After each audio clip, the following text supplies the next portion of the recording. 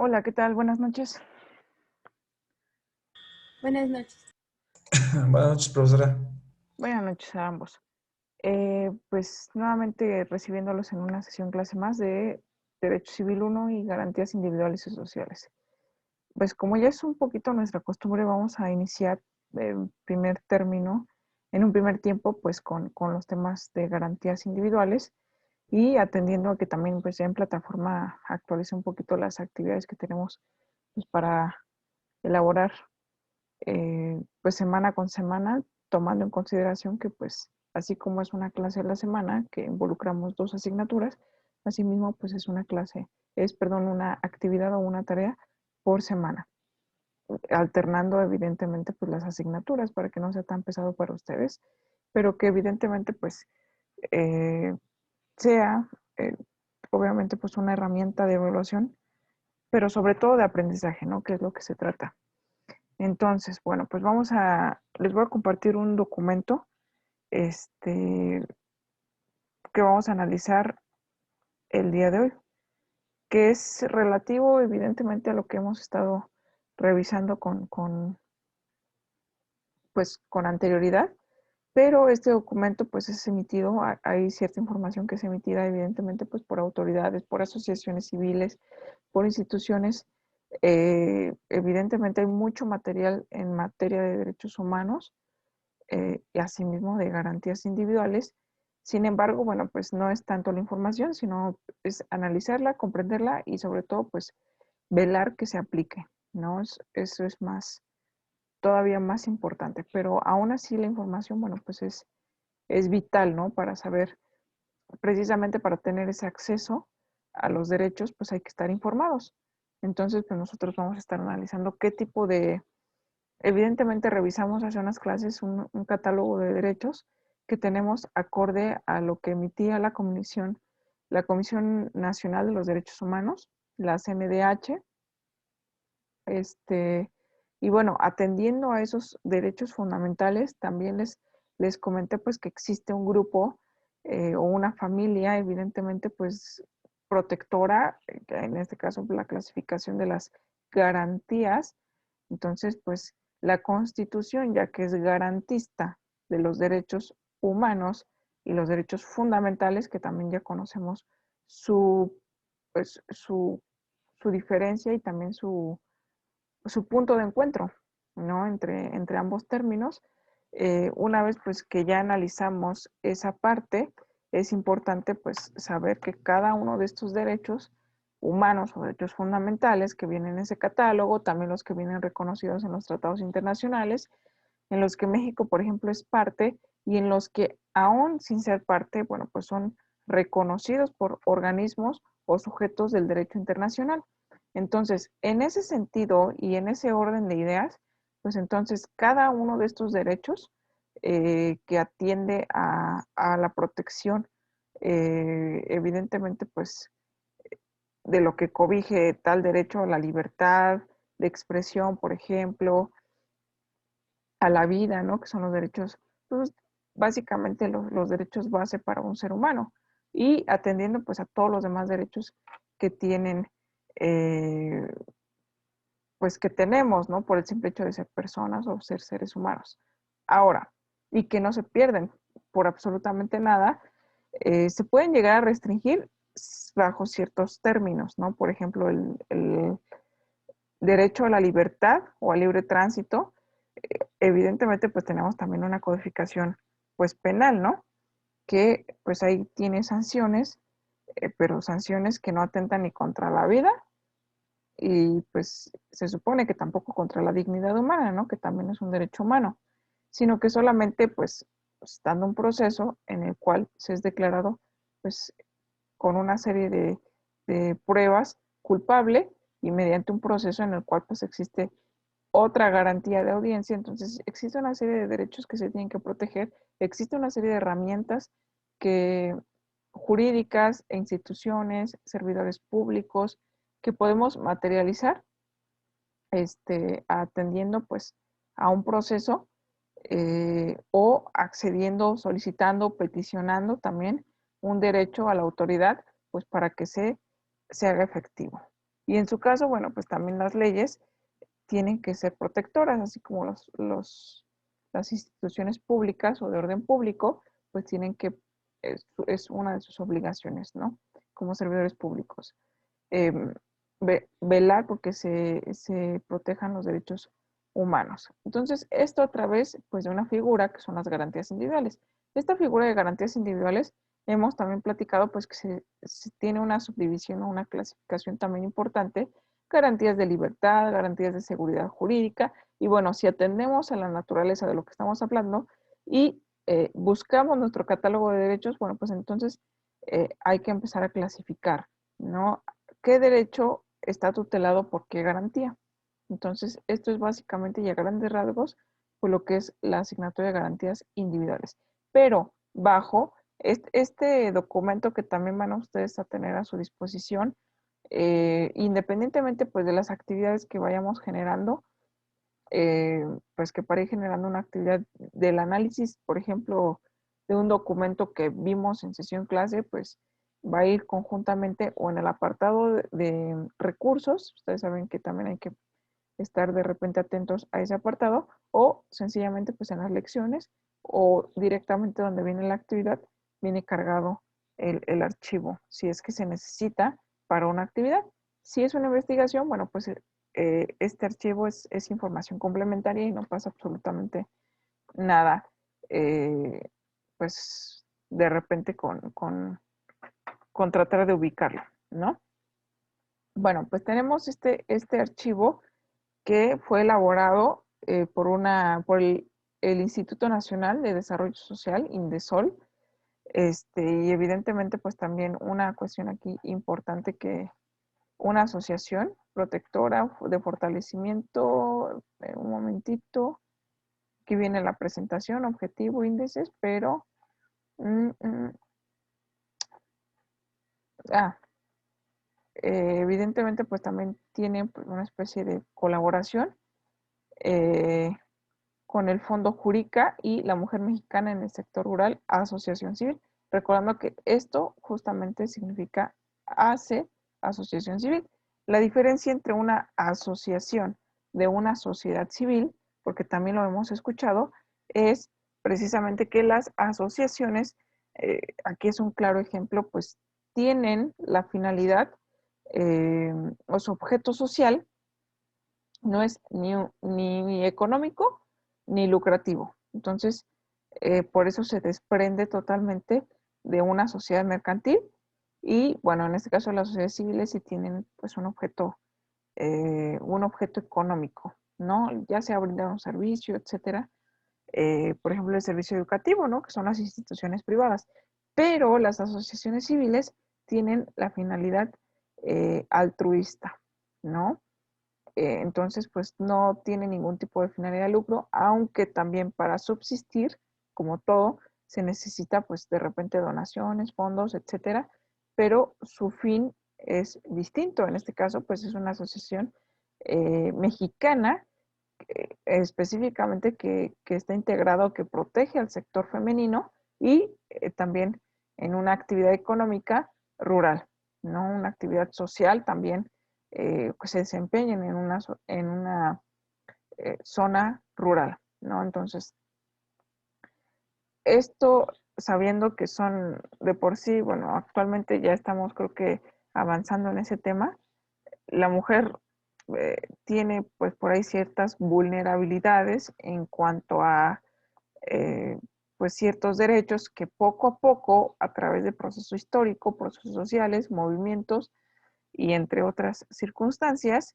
eh, ha venido pues evolucionando en cuanto a la exigencia de sus derechos, ¿no? Vemos obviamente desde el derecho al voto, a ser reconocidas eh, pues con una igualdad ante la ley, que bueno, de ser reconocidas evidentemente en nuestro artículo cuarto constitucional, a que se aplique, sabemos que también existe pues un margen de diferencia, ¿no? El acceso al mismo acceso a los puestos, por ejemplo, ¿no? A, pues que los varones también participan y bueno, de que esos puestos el salario sea equitativo, bueno, pues ha sido una lucha constante, ¿no?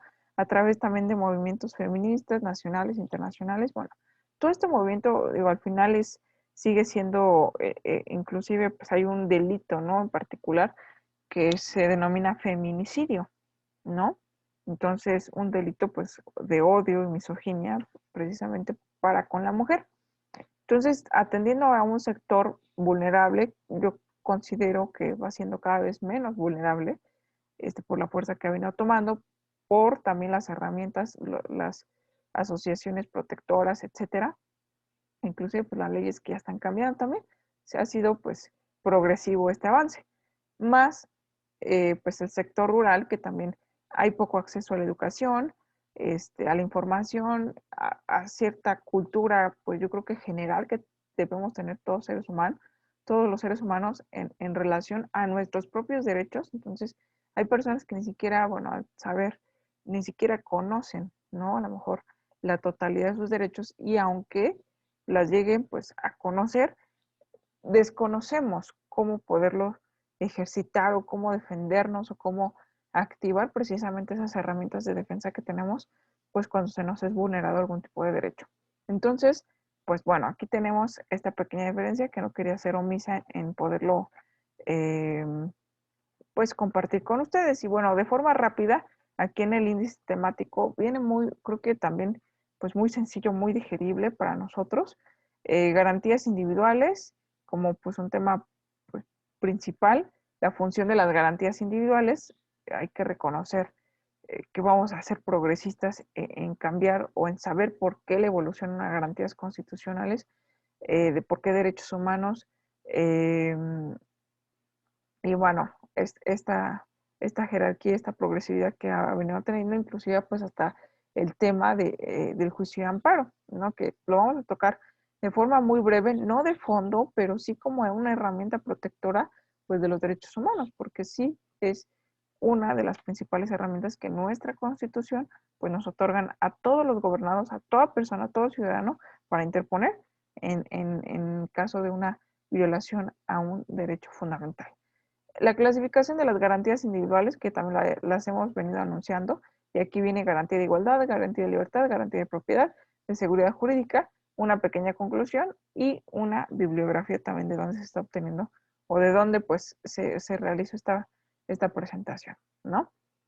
Entonces, bueno, aquí viene una pequeña inducción de precisamente pues esta asociación civil, pero pues nos vamos a saltar a lo que nos corresponde, ¿no? Por el tema del tiempo también. Bueno, tenemos aquí como garantías individuales.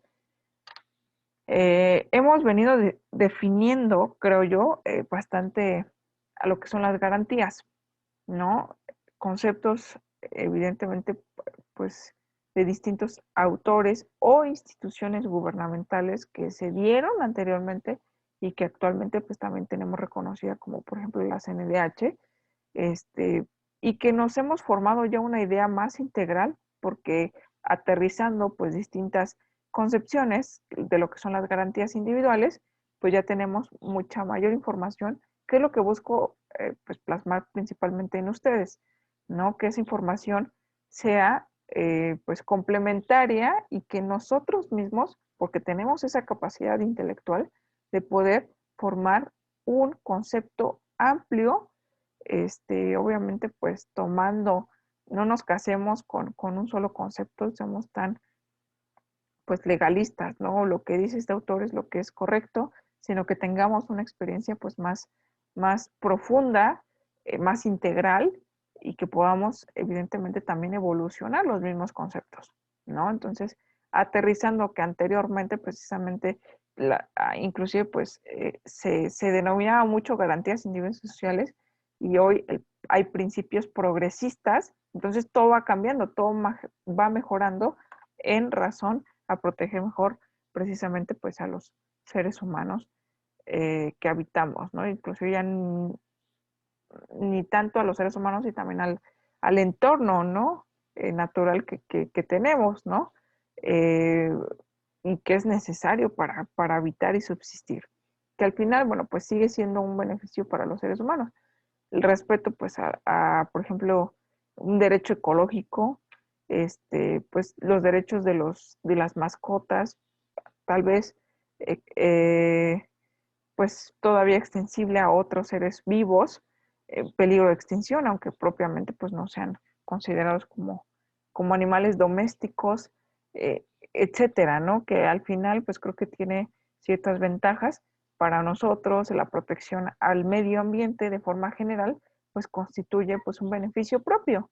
Entonces, aquí tenemos que las garantías individuales menciona que es todo habitante de un país, y creo que esto es muy genérico porque no menciona específicamente a México, sea ciudadano nacional o extranjero. Entonces esto nos está refiriendo a, pues, al mundo exterior, ¿no? En cualquier país, en teoría, porque hay organizaciones internacionales que sí se encargan de la promoción de estos derechos y de tener también herramientas con acceso a, pues, a las personas que de repente en sus propios países, sean nacionales o sean extranjeros, pues tengan ciertas restricciones o no tengan ese acceso a estos derechos y a estas garantías, pues que sean, existe la figura del asilo político, en derecho internacional existen del refugiado, por ejemplo, existen pues estas figuras que cobijan, por ejemplo, otros países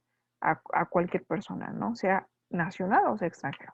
Entonces, resida aquí o en este paso, sea hombre o mujer de cualquier raza, debe contar con ciertas protecciones legales que en México y prácticamente en todo el mundo son derechos que todas las personas tenemos frente a la autoridad pública. Entonces, aquí tenemos algo también que llega a complementar por lo que ya hemos estado revisando con anterioridad. Entonces, las garantías individuales son la manera de llamar a los derechos humanos reconocidos en constituciones nacionales.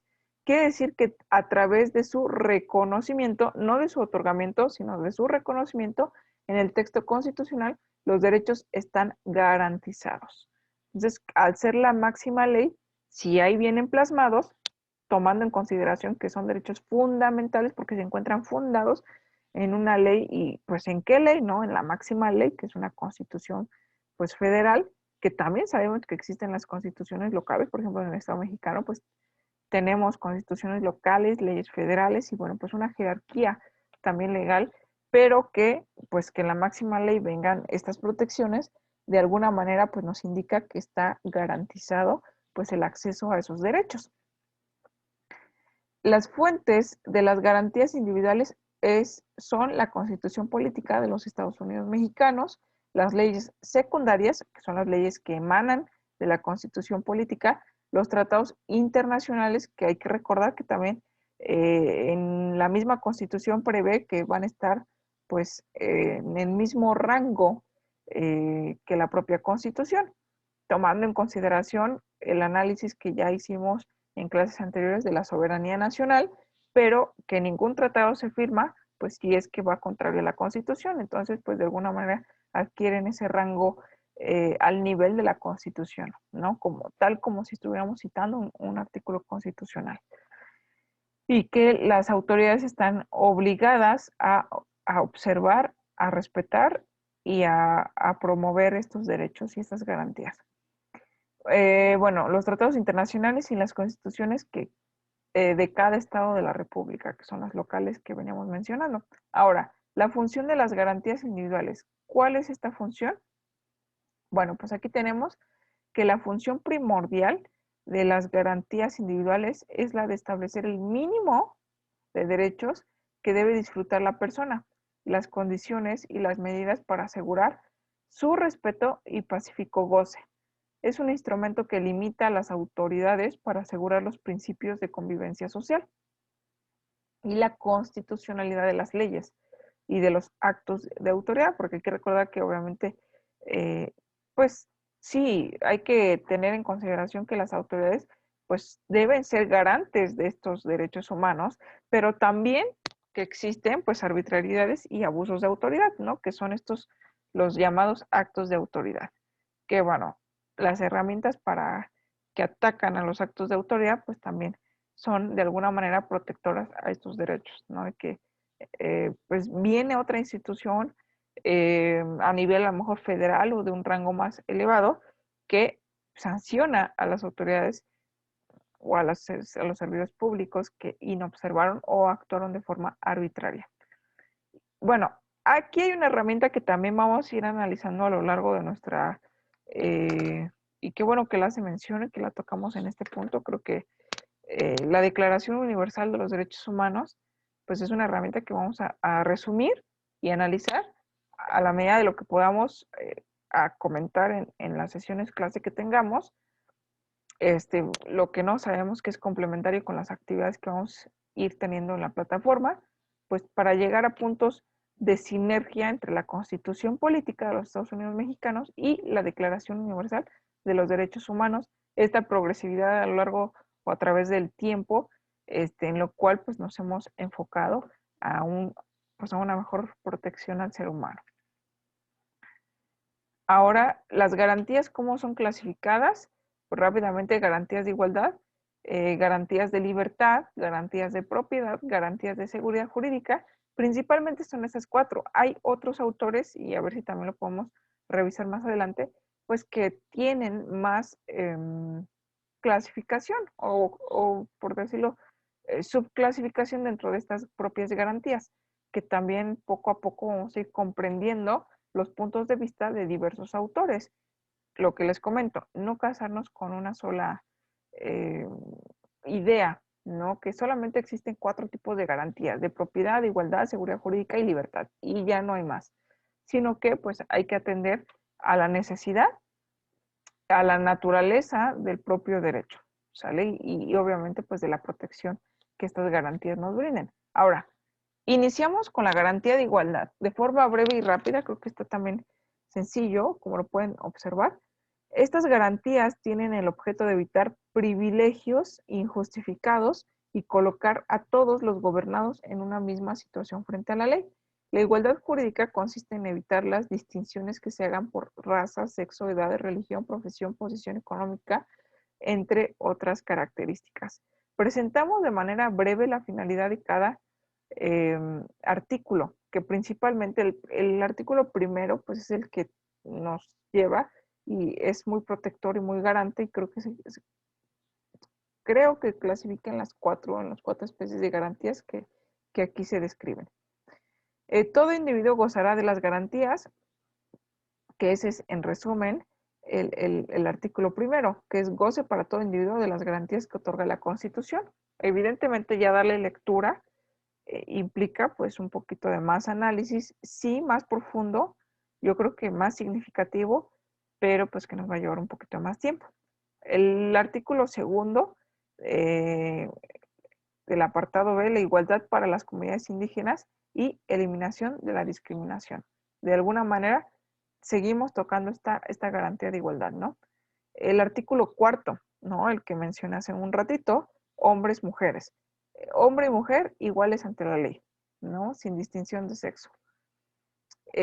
Menciona, nadie podrá impedirse que se dedique a la profesión o oficio de su elección, el artículo quinto. Obviamente, pues eso también, ¿no? Igualdad para todos en el ejercicio de cualquier trabajo u oficio. Recordando que anteriormente, pues existían, pues en primer lugar, prácticamente el único que trabajaba era el varón, ¿no? La mujer pues tenía tareas específicas en casa. Posteriormente, aunado a que específicamente pues hubo una necesidad tal vez de ingresar al ámbito laboral, había trabajos exclusivamente para varones y a los que las mujeres no pueden tener acceso.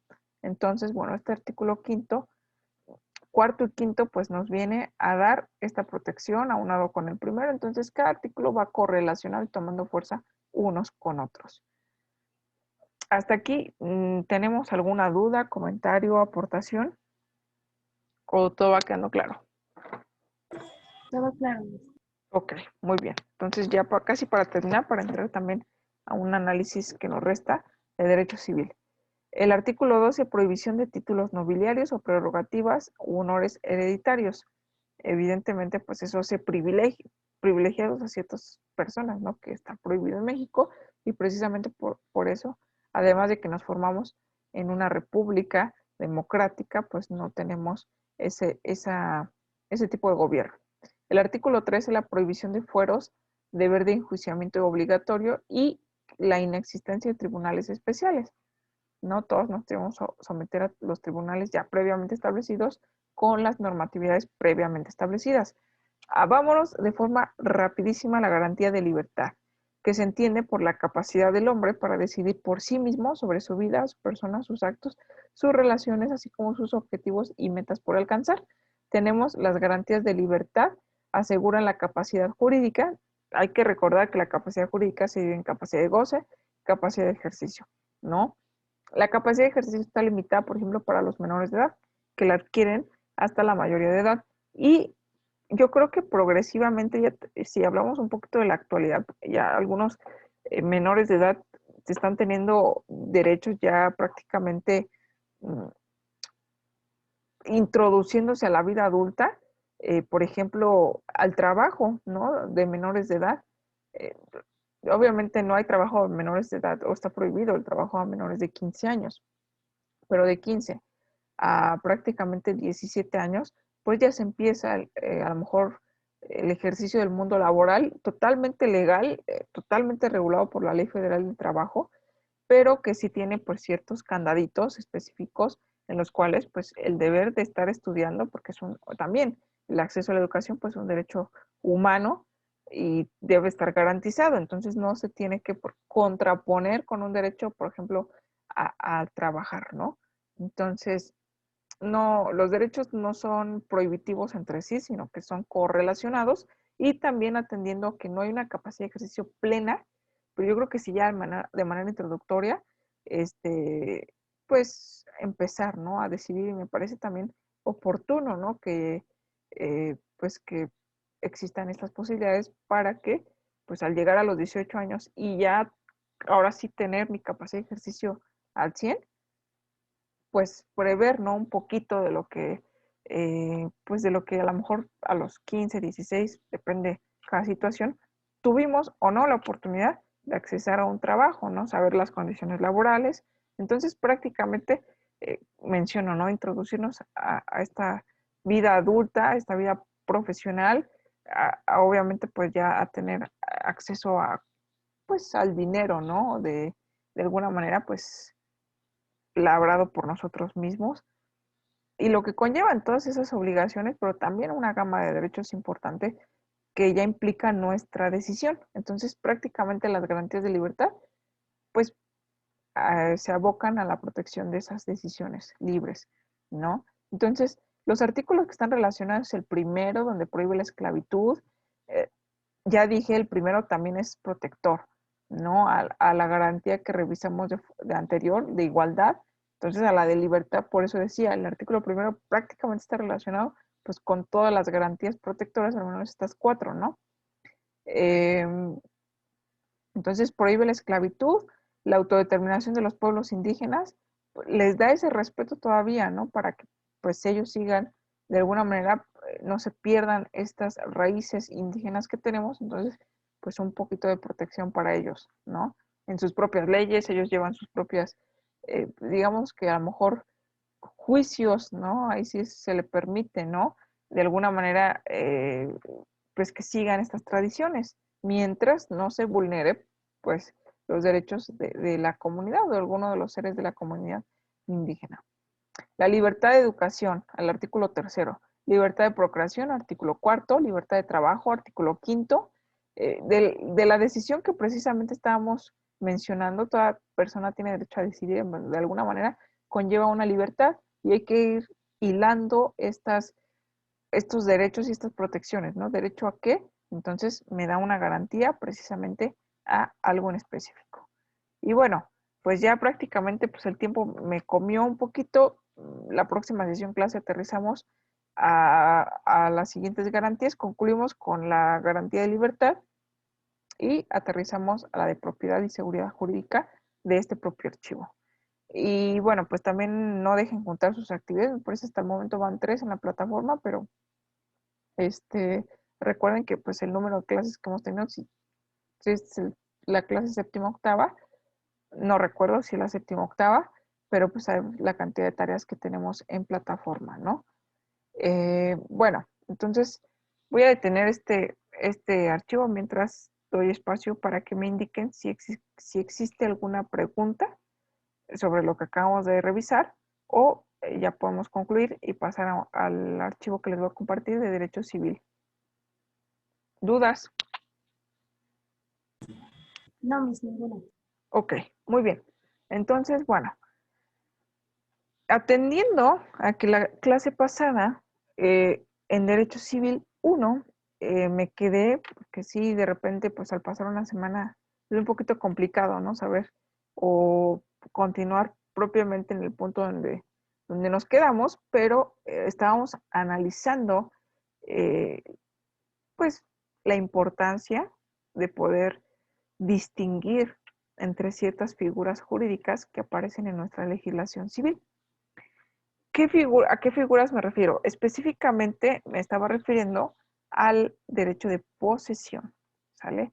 Al tipo de posesión que inclusive pues mencionaba que hay un par de clasificaciones que indica una posesión de buena fe, una posesión de mala fe, la relación de la posesión con la propiedad. Estos términos evidentemente también lo relaciono con el dominio y que al final del día pues nos lleva precisamente a la protección de derechos reales, existiendo derechos reales y derechos personales. Los derechos reales pues son aquellos derechos o aquellos vínculos jurídicos que nos relacionan a nosotros los seres humanos o nosotros las personas con los objetos o bienes inanimados, ¿no? Que son los bienes que también se clasifican en bienes muebles, bienes inmuebles. Bueno, que al final este vínculo jurídico que tenemos para el ejercicio, y ahí es donde, donde empieza esta diferencia, ¿no? Una cosa es, por ejemplo, que yo sea propietaria de un bien mueble y otra cosa es que solamente pues, lo esté poseyendo, pero que no sea de mi propiedad. Entonces ahí inicia precisamente este vínculo jurídico y lo que llega precisamente, ¿por qué es importante para el derecho civil atender a este apartado?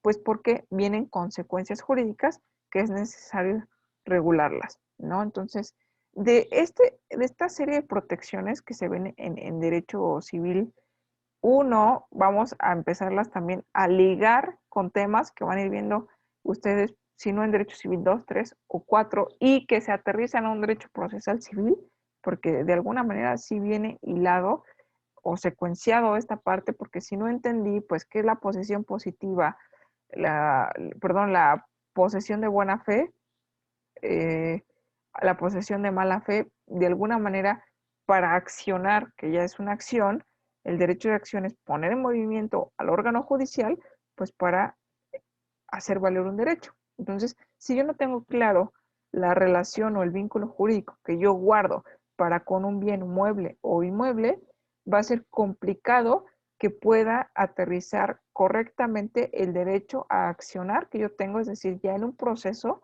saber precisamente, no puedo introducirlos directamente a ustedes, por ejemplo, vámonos ya a ver qué es la figura del usucapio y háganme un escrito, por ejemplo, ¿no? Una demanda de usucapio, ¿no? Atendiendo a que el usucapio significa la prescripción positiva, que la acción de prescripción positiva, los elementos y las pruebas idóneas para acreditarla.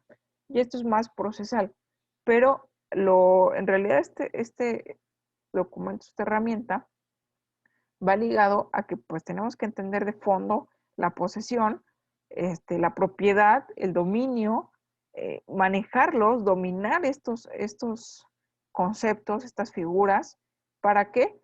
Pues podamos atender a la acción de prescripción positiva. Número uno, quisiera decirles que a veces para entender este tipo de conceptos, este tipo de figuras, es necesario pues como que desmenuzar. Si me está hablando de acción, pues hay que entender que la acción es poner en movimiento el órgano judicial.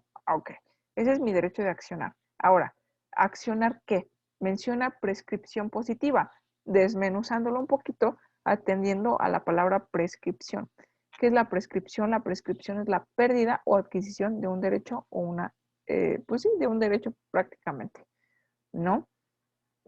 Iba a mencionar que de una obligación, pero bueno, de un derecho. Pierdo o adquiero un derecho. Entonces, ahí se menciona, si adquiero un derecho, la lógica me lleva a que es prescripción positiva. Si pierdo un derecho, la prescripción es negativa, ¿no? Prácticamente esa es la fórmula. Sus elementos y pruebas idóneas para acreditarla. Bueno, pues sus elementos son los que vamos a desmenuzar y las pruebas, bueno, pues eso ya es un poquito más procesal para que en juicio se pueda acreditar, ¿no? Pero primero entender los elementos precisamente de esta prescripción positiva. ¿Por qué, es importante la acción de prescripción positiva o qué relación tiene o la liga precisamente al derecho de posesión que acabo de mencionar? Bueno, pues vamos a ver. Introducción. A manera de introducción, se menciona que una de las acciones reales, bueno, aquí es importante, no soy omisa en mencionar que vamos a actuar un poquito en cuestión a comparar pues ciertos códigos locales en materia civil. En este caso, pues me pareció que la información, por ejemplo, que arroja, que también viene la fuente de consulta hasta abajo y quien elaboró pues este proyecto, este, del estado de Guanajuato. Entonces, de alguna manera no son, ya analizándolo, y si lo podamos analizar a la Ciudad de México, por ejemplo, o comparar también con el Estado de México, y lo que conlleva el Código Civil local aplicable para cada una de estas entidades, así como podemos ver la figura en algún otro estado o inclusive en el Código Civil Federal, y verificar también la aplicabilidad, que eso lo vamos a ver de forma posterior, de las leyes federales y locales. Pero en este caso, la figura es muy parecida a lo que tenemos, pues a lo que aplica tanto en el Estado de México como en la Ciudad de México. Sin embargo, bueno, pues sí hace hincapié a que viene del estado de Guanajuato. Bueno, entonces, una de las acciones reales, y ojo con lo que está mencionando, ¿no? Acciones reales, una acción, poner en movimiento el órgano judicial o jurisdiccional, y la palabra real, ¿no? Pero que deriva, que proviene de un derecho real, un derecho ejercitado sobre alguna cosa, ¿sale? Entonces, no sobre alguna persona, sino sobre alguna cosa directamente. Que, bueno, al final del día creo que sí involucra a las personas, ¿no? Por las cosas por sí solas no van a tener ni la voluntad como para poder obligarse, ¿no? Sino que, pues, son enajenables, ¿no? Tienen a lo mejor este vínculo con alguna otra persona que, pues, nace de alguna manera. Entonces, una de las acciones reales, por eso menciona es una acción real, porque también existen las acciones personales que se ejercitan cotidianamente en los juzgados civiles del estado de Guanajuato. Es la de la prescripción positiva, también llamada prescripción adquisitiva sobre inmuebles. Y aquí ya estamos hablando o relacionándolo con el derecho de propiedad y el derecho de posesión, la cual menciona se sustenta en la circunstancia de que el que la ejercite, es decir, aquella persona que tiene inerte ese derecho, haya tenido posesión civil sobre un inmueble y que esa posesión haya sido de forma pacífica, de forma continua, pública y durante un tiempo determinado, en los términos de los artículos, y ahí mencionan los artículos acorde al Código Local de Guanajuato, ¿no? Pero aquí creo que aquí viene la relación, ¿no? Donde una acción ya la estoy relacionando precisamente con quiero adquirir la propiedad, pero cuyo requisito me requiere la posesión, ¿sale? Pero una posesión no, digamos que no cualquier tipo de posesión, porque yo puedo poseer forzosamente algo que no es mío, que no me pertenece, sino que la posesión aquí menciona una de las características es que tenga que ser de forma pacífica, que tenga que ser continua, que sea pública y durante un tiempo determinado. El tiempo determinado, bueno, pues ya lo elige cada legislatura y obviamente lo plasma en su código local, su código civil local.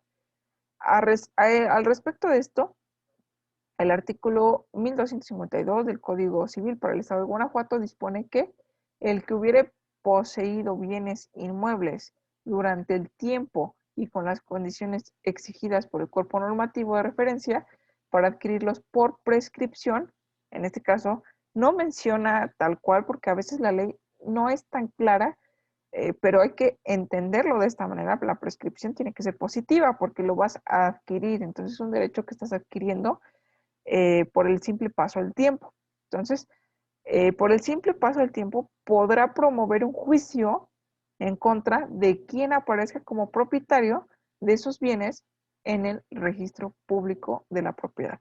Y es muy importante esto último que acabo de mencionar, porque a veces nos confundimos. No recuerdo si en Derecho Civil 2 o 3 por ahí, a lo mejor Javier sí recordará, no sé qué derecho ya tomó, pero pues viene la materia de contratos, ¿no? O lo referente a contratos civiles. Tomando en consideración que, por ejemplo, los contratos de compra y de venta, contrato de compra y venta, se puede hacer un contrato público, es decir, a través de un notario público, de un fedatario público, que no necesariamente tiene que ser un notario, sino también existe la figura del corredor público, pero ya lo estás haciendo público, se va a elevar a escritura pública y esa escritura evidentemente pues se tiene que inscribir en el registro público, ¿no? El registro público es una institución que da certeza y legalidad y publicidad, sobre todo publicidad a este tipo de actos, ¿no? En donde, bueno, da esta protección del titular del derecho del propietario frente a terceros, a otros que, por ejemplo, se quieran ostentar como propietarios, ¿no? Pero pues sabemos que solamente existe uno, a menos que la situación jurídica con ese inmueble sea a manera de copropiedad, ¿no? Ahí estamos hablando de otra figura distinta, pero bueno, pues viene inmerso pues otras circunstancias, ¿no? Que a lo mejor fue adquirido a través de una, ¿no? O fueron legados, ¿no? En una herencia, por ejemplo, o que lo compraron, pues un matrimonio, por ejemplo, que se casó bajo el régimen de sociedad conyugal, o que pues también se puede, ¿no? Que dos personas que no necesariamente tengan una relación, pues de familia o lazos consanguíneos, o por afinidad, porque sabemos que son, que ahí ya mencioné el matrimonio, pues dos personas que tienen a lo mejor una amistad, o una sociedad, ¿no? Que de alguna manera, pues, un negocio, no lo sé, se puedan hacer propietarias de un inmueble, pero pues que no necesariamente venga, pues, o que tenga que ser originada por una herencia, ¿no? Entonces adquieren porque pusieron a lo mejor el 50% del capital para adquirirla, entonces son copropietarios y que no proviene ni de una sociedad conyugal ni de una herencia. Es un ejemplo entre muchos otros que se pueda dar. Pero bueno, entonces, este, sabiendo o teniendo en consideración, pues que existen o que pueden existir varias personas que se pueden ostentar como propietarios, el registro público te da, es una institución que tiene el registro, obviamente, pues de todo este tipo de actos. Entonces, en contratos, yo mencionaba o llegué a hacer hincapié, pues que existen los contratos públicos y privados, ¿no? Los privados, bueno, pues son contrato de compra y venta, a lo mejor un contrato de arrendamiento, los diferentes tipos de contratos que existan y que se tengan a través, que protejan o tutelen derechos reales, porque también hay contratos que me implican un dar un hacer a mi persona, entonces implica ya involucrar derechos personales. Pero bueno, dejando a un lado los derechos personales, el contrato privado de compra y venta, a lo mejor yo compro y vendo de forma privada y a lo mejor esa persona lo vuelve a enajenar de forma privada. Entonces, de forma privada se va dando como que una sucesión. Es prácticamente doy la idea o lo asimilo como cuando se endosa una factura, ¿no? Que al final, bueno, pues estás teniendo un vínculo con una factura de un vehículo automotor, por ejemplo. Entonces, tu propiedad, pero la estás endosando, ¿no? Y ahí viene como que ese historial o esos antecedentes de en manos de quién ha estado pasando.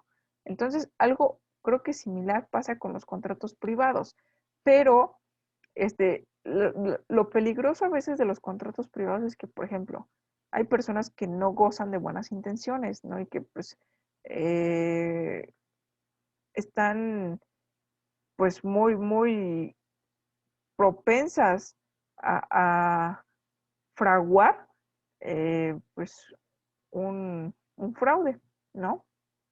Entonces, Pero yo, por ejemplo, sí, yo soy el titular registral, aquí están mis escrituras, etcétera. Firmamos un contrato de compra-venta, me das el dinero, te firmo, etcétera, pero de forma, eso no se elevó a escritura pública, porque a lo mejor, no sé, una situación pues eso también conlleva un gasto, si de por sí a veces la compra y la venta pues es un gasto, ahora la forma de elevarlo a escritura pues también es otro gasto y hay que reconocerlo. Pero me da la oportunidad, si yo no tengo unas buenas intenciones, bueno, pues como sigo yo apareciendo como titular registral y no se elevó absolutamente nada, y hay personas que se atreven aún elevando la escritura pública, se atreven a volver a enajenar el bien, ¿no? Cuando yo ya no, ya salió de mi patrimonio, ya pertenece a otra persona, entonces los derechos ya es de mi comprador, si él lo quiere vender, si lo quiere donar, si se lo quiere quedar, no lo sé, ¿no? Pero ya el derecho de enajenarlo ya no es mío, pero a lo mejor con una doble intención lo vuelvo a vender para obtener pues una ganancia que ya no me corresponde. Entonces estoy haciéndole fraude a ambas personas, ¿no? O a tres personas, no lo sé. Entonces es lo peligroso. No significa que no surta efectos jurídicos, pero pues la parte creo que esencial de la inscripción en el registro público es que esos actos de forma privada no se queden de forma privada de por vida, porque a veces también arrastras, pues sí, este tipo de problemáticas jurídicas que al final es que fulanito le vendió a sutanito a perenganito, y perenganito ya se murió, y ahora cómo le hago, porque la figura, por ejemplo, del usucapión, que es muy común, no solamente en Guanajuato, sino en el Estado de México, en la Ciudad de México, yo creo que yo me atrevería a asegurar que en todos los estados, porque existen todas estas circunstancias que aquí no le ha pasado, ¿no? Que se murió y que le heredó, o que dejó intestado, que esto, que lo otro. Entonces, la usucapión viene a una demanda en contra del titular registral. Entonces, si yo no conozco, a lo mejor porque fulanito Pérez Gómez es el titular registral, pero yo ni lo conozco, yo no hice el trato directo con él, yo lo hice con Perenganito, que a su vez le compró a Sutanito y que fue el que le compró al que aparece inscrito. Entonces, ese tipo de circunstancias pues se vienen como que arrastrando, ¿no? Y pues lo ideal es verificar pues el estado precisamente legal de la persona que sustenta como titular del bien, como propietario, y pues qué tan, o sea, que digamos, qué tan regularizado está. No significa que no sea legal, sino qué tal regularizado está, ¿no? Bueno, soy propietario porque aquí tengo un contrato privado de compra y venta en donde pues me hace propietario, ¿no? Pero el titular registral es otra persona o aparece otra persona. Entonces, ya hay que ir pues antes de adquirirlo, antes de saber qué es precisamente adquirirlo, formalizar esa documentación o regularizar toda esa documentación, pues va a conllevar una serie de gastos, ¿no? También qué tan conveniente es, qué tan accesible también es el precio, pues cada quien lo va a decidir conforme a ello. Pero bueno, regresando a esta figura de la prescripción positiva, menciona que el que hubiera poseído inmuebles durante un tiempo con las condiciones que exige la ley, pues las condiciones son las que acabo de leer, ¿no? La posesión pacífica, continua, pública y durante un tiempo determinado. Dice, podrá promover un juicio contra el que aparezca como propietario de esos bienes en el registro público de la propiedad, a fin de que se declare que la prescripción sea consumado. Es decir, que el derecho ha sido adquirido, ¿no? Por el poseedor. ¿Por qué? Pues porque ya pasó un tiempo determinado, lo ha tenido en calidad de dueño, de forma pacífica, de forma continua, y tiene el derecho a que pues ya sea adquirir la propiedad, ¿no? Y que sea precisamente a regularizar algo que pues no estaba regularizado, no algo que no se hizo público, porque es una exigencia, es un requisito legal. El contrato de compra-venta de inmuebles se tiene que elevar a escritura pública. Entonces, para que sea perfeccionado. No significa que no sea existente, sino que sea perfeccionado. El acto jurídico existe, pero está por ahí afectado de cierta invalidez, ¿no? Por decirlo de alguna manera, porque el titular registral no soy yo, a pesar de que yo celebré un contrato privado. Es un ejemplo entre muchos otros que por ahí también nos vamos a encontrar y que pues posiblemente hasta tengamos ya la experiencia, ¿no? En nuestro círculo cercano. Ahora, se menciona, ¿no? A fin de que se declare la prescripción, se ha consumado y que ha adquirido en consecuencia la propiedad. Y aquí viene justo lo que venía mencionando, ¿no? ¿Qué tiene que ver la propiedad, la posesión con la prescripción positiva? Pues ya estamos revisando, ¿no? Eh, ¿De qué se trata cada uno de estos conceptos y cómo me va cobijando esa figura de la propiedad, ¿no? De la adquisición de la propiedad por la posesión? Pero no hay que equivocarnos. Por ejemplo, hay personas que de repente tienen la falsa creencia de que estoy rentando, llevo 10 años rentando en el mismo lugar, o sea, ya la propiedad es mía. Eso es un concepto muy erróneo. Si bien es cierto que tienen la posesión, y tal vez la posesión legítima, la posesión legal, porque están rentando. Entonces, se celebró un arrendamiento, pero eso no los hace propietarios. Ah, pero pues es que la usucapión menciona que la posesión tiene que ser bla, bla, continua, pacífica, sí, pero es un beneficio, de alguna manera la posesión proviene de un acto jurídico distinto, ¿sale? De la naturaleza es el arrendamiento, P y no es la compraventa. No estás en calidad de dueño, estás en calidad de arrendatario. Tienes la posición, sí. El dueño no te puede llegar, si tienes un contrato vigente, no te puede llegar y sacar porque ya le caíste gordo, sino que tiene que atenerse a cumplir con el contrato. Y si incumple, bueno, pues vienen precisamente, si es que se pactaron cláusulas penales, la penalización por el incumplimiento o inclusive se puede dar hasta el delito de despojo, porque te está despojando de la posesión legal que tú como arrendador tienes, ¿no? Y que puedes acreditarlo. Casos distintos que, por ejemplo, ya no se puede acreditar y pues viene a complicar mucho más las cosas, tanto en materia civil como en materia penal, ¿no? Para poder acreditar precisamente pues la verdad histórica, la verdad pues que sucedió, ¿no? Y que la autoridad pues se tiene que allegar de los elementos de convicción pues para dar una determinación de a quién le asiste el derecho o a quién le corresponde acorde a lo que el actor o a lo que precisamente el actor en materia civil o la víctima, por ejemplo, en materia penal, me está refiriendo, ¿no? Que fue, está interponiendo una querella, la diferencia entre querella y denuncia, pues es mínima, pero la querella la interpone el directamente afectado, la denuncia, pues cualquier persona puede hacerle conocimiento a la autoridad de que existió o existe un ilícito, ¿no? O un hecho que posiblemente es un ilícito. Y ya le corresponderá a la autoridad investigar si sí o si no, y a través de diferentes medios probatorios. Entonces, bueno, no sé si hasta el momento existe alguna pregunta en relación a lo que he venido manifestando. Ustedes saben que me pueden interrumpir en el momento que les surja la duda, lo pueden hacer, o hay quienes pues prefieren, no sé, ir anotando las dudas y hasta el último lanzarlas, ¿no? ¿Tienen dudas? ¿Va quedando claro? Profesora, Mándeme. en el sentido, bueno, ¿cómo preguntar? En la cuestión de contrato de compra-venta, por decir el titular, que se hace la demanda por medio de su capio, ¿puede hacerse de igual manera o puede registrarse o llevarse la regularización por medio de donación? O sea, que no sea un contrato de compra-venta, sino que sea donación. ¿Tiene Sí, el mismo, sí se puede. es el mismo procedimiento? Es el mismo procedimiento. Nada más que el, básicamente lo que te está dando como se entregó el inmueble, pues se fue de manera gratuita. Eso es lo único que cambia.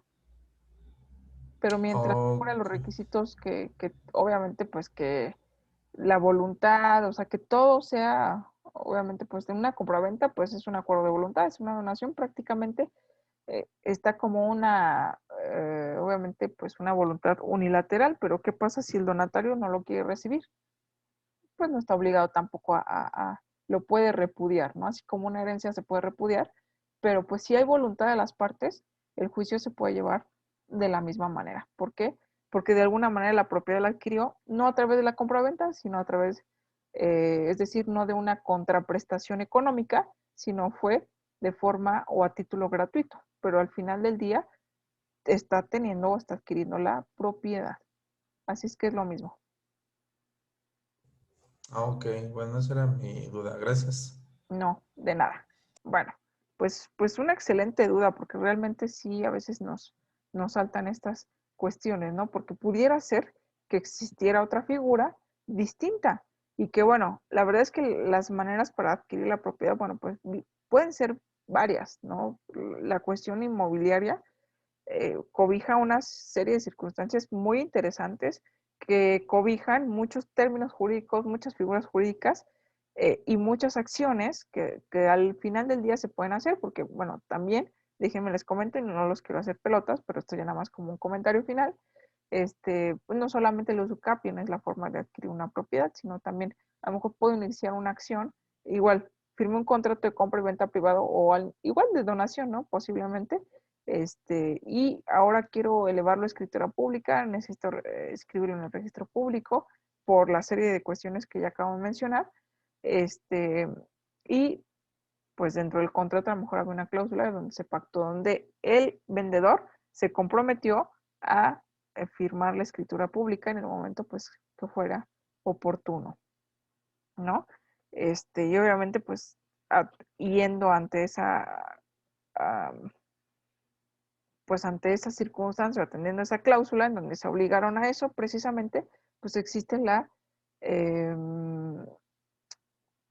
acción denominada otorgamiento y firma de escritura, que también, ¿no? Se demanda al titular registral y, bueno, pues se hacen valer las cláusulas que en los contratos se pacten sobre los inmuebles. Y esto, bueno, pues con la tendencia o con la finalidad precisamente de darle esa legalidad o ese perfeccionamiento que requiere la ley, pero evidentemente pues es a través de un proceso judicial.